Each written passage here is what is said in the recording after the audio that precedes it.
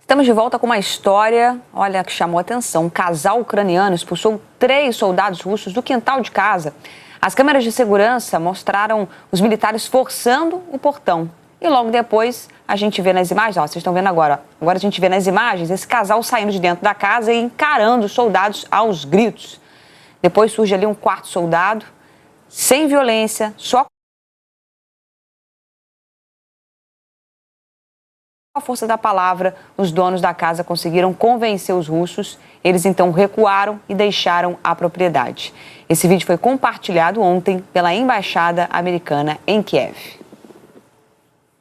Nesses 18 dias de guerra, muitas áreas de cidades ucranianas mudaram completamente o cenário. E a gente então separou algumas dessas imagens exatamente para você também acompanhar. A prefeitura de Kharkiv, por exemplo, ela era da seguinte forma, você está vendo ali na imagem. Ela era assim e ficou desse jeito depois de ser atingida por um ataque da Rússia no dia 1º de março. Cerca de 20 pessoas morreram e mais de 100 pessoas ficaram feridas. A ponte que liga Irpin à capital Kiev ficou praticamente irreconhecível. Mesmo quebrada, ela é um dos poucos pontos de saída para quem tenta deixar o país fugindo da invasão russa. Cerca de 2,5 milhões de pessoas já deixaram a Ucrânia. A estação de trem de Lviv é o principal ponto de saída e mudou de cara com o intenso fluxo de pessoas que tentam chegar à Polônia, Eslováquia ou Hungria, por exemplo. Mas civis não conseguem sair da cidade de Mariupol, no leste ucraniano, porque são alvos de ataques. Essa imagem de satélite mostra como era e como ficou um shopping na cidade de Mariupol depois de um bombardeio russo. A Globo News, então, convidou o especialista em assuntos europeus e mestre em relações internacionais, o professor Urian Fancelli. Está aqui já comigo. Urian, boa noite para você. Obrigada pela tua participação. Seja muito bem-vindo. Eu queria falar com você, Urian, com relação a tudo isso que a gente está vendo, né? A gente vê as famílias deixando, né? Os refugiados deixando ali com pressa, com urgência, levando muitas vezes só a roupa do corpo, tentando atravessar a fronteira em busca de um lugar seguro. Aí você tem a Polônia, que recebeu mais da metade desses refugiados. Aí você tem as sanções também que a Rússia vem sofrendo. E eu estava lendo um material que já se fala na inflação da guerra. E eu queria que você até comentasse um pouco sobre isso com a gente, porque essa inflação acho que envolve não só a Rússia, mas todo o leste europeu ali, e os países também que aplicaram essas sanções, essas medidas, né? É verdade. Boa noite, Nara. Obrigado pelo convite.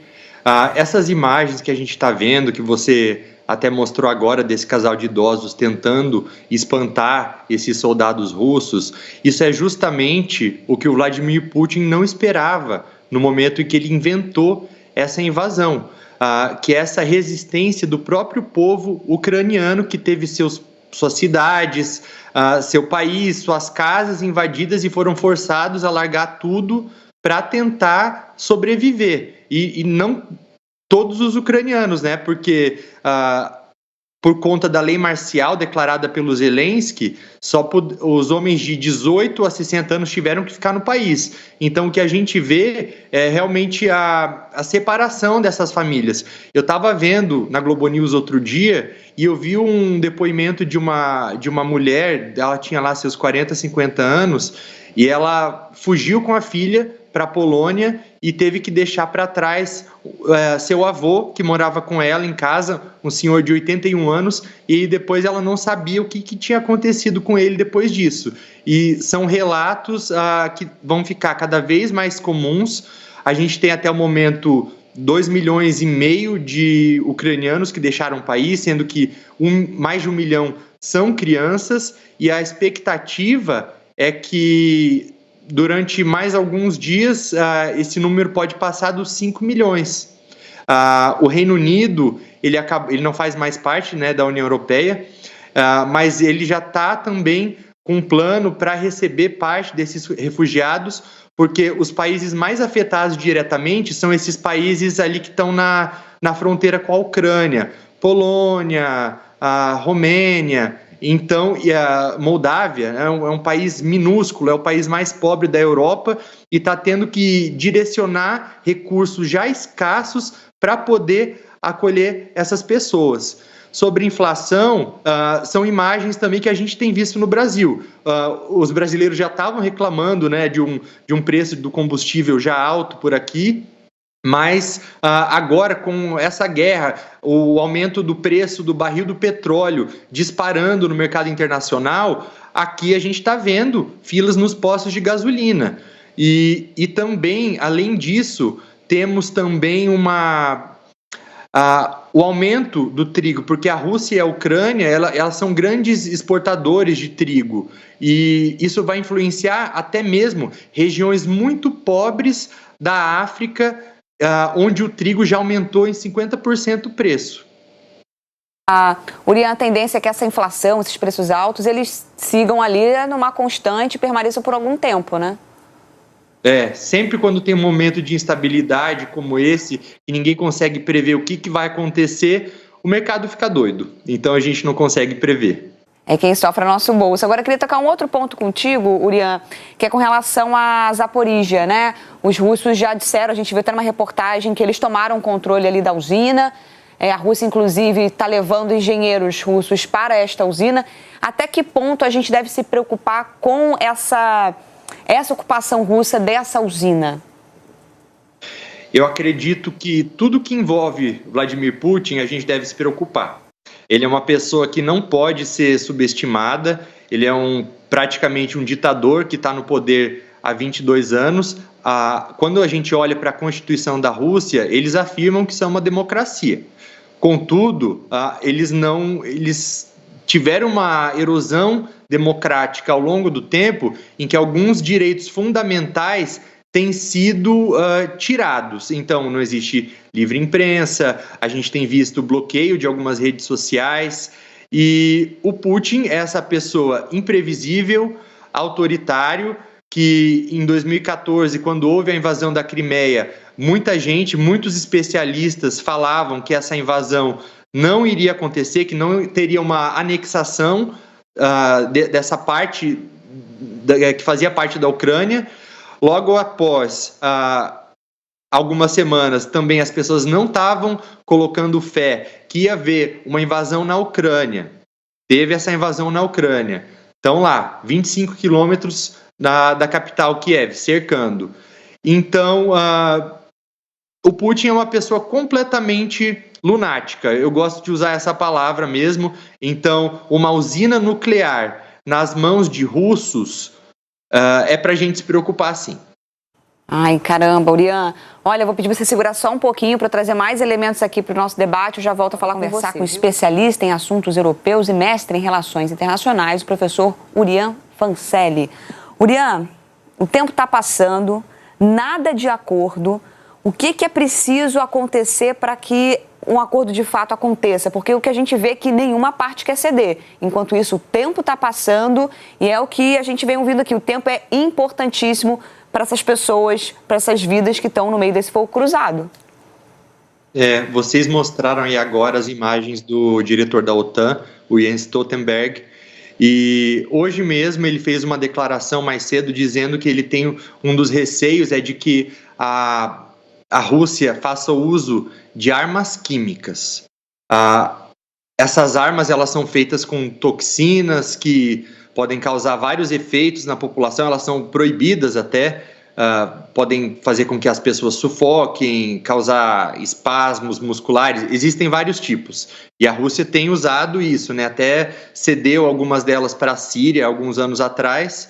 E um dos receios é de que se confirmar isso que ele afirmou hoje, é que um acordo vai estar ainda mais longe, porque talvez a OTAN ela passe a acreditar que ela tenha que tomar uma medida mais drástica, porque aí são violações muito graves. É como eu li num artigo hoje sobre isso, você cruza a linha vermelha. Então, eu não vejo no curto prazo uma saída que não seja, talvez, a continuidade dessas sanções econômicas que estão sendo impostas pelo Ocidente, até mesmo porque elas acabam enfraquecendo esse círculo de oligarcas, de bilionários russos que são quem apoia a permanência do Putin no governo.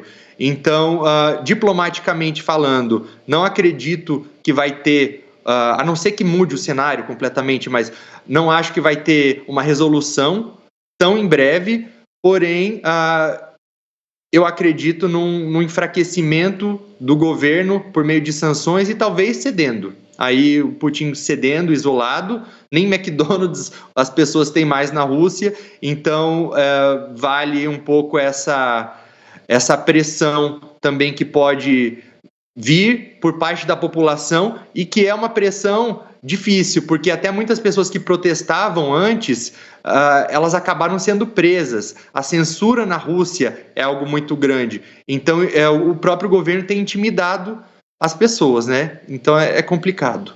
É isso que você falou das armas químicas. A gente até trouxe ontem aqui, foi uma troca de farpas ali no Conselho de Segurança da ONU, né, entre os Estados Unidos e representantes da Rússia, né, um acusando o outro ali de laboratório exatamente biológicos, né, para a produção dessas armas. Realmente, e todo mundo acusando sem provas. Então, é uma situação muito complicada. Agora, o Putin ceder, Urian, eu acho que isso vai ser meio difícil, viu? Pelo que a gente está vendo, nem o Zelensky também está cedendo, né? Ele resiste ali bravamente, né? Pois é, mas a partir do momento que a popularidade, a gente não consegue mensurar a popularidade dele, né? Até porque os dados que a gente tem são do próprio governo russo. Eu vi uma pesquisa liberada pelo próprio governo que diz que 60% da população russa aprova essa guerra. Então, até que ponto essa informação é verdadeira, a gente não consegue saber. Mas a gente sabe o poder que a internet, as redes sociais, a comunicação tem hoje em dia, e eu sou uma pessoa que aí talvez seja mais uma opinião pessoal do que de especialista em quem estuda relações internacionais, mas eu acredito muito na movimentação da população, do povo se unindo para gerar uma mudança e mudar os rumos da política. Isso já aconteceu, inclusive, em outros países. A Primavera Árabe, por exemplo, alguns anos atrás, teve uma movimentação da população que conseguiram instaurar uma democracia na Tunísia, por exemplo. Eu prefiro pensar positivamente. Agora, Urian, você falou da questão de violações, né? E o que a gente tem visto são ataques a civis e serviços essenciais, como os hospitais, os centros de saúde. Eu queria que você comentasse um pouco sobre isso, né? Porque muito se fala do Tribunal Penal Internacional, Tribunal de Haia, e com relação a essas violações, isso é muito grave, isso é muito sério, né? Porque são serviços essenciais ali e a população, os civis estão morrendo.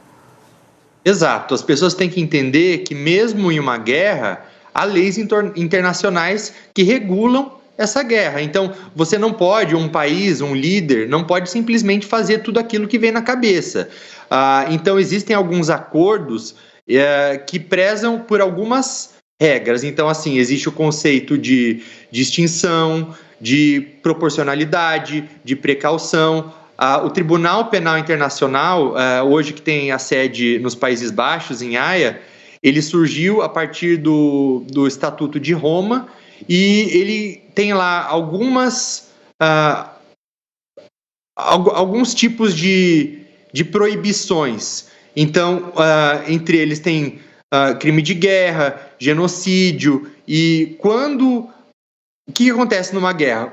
É dada duas opções para um povo, nesse caso os ucranianos. Então, as pessoas elas foram dadas a possibilidade de sair do país, mas não foram obrigadas. Os homens tiveram que ficar, mas não as mulheres e as crianças, né?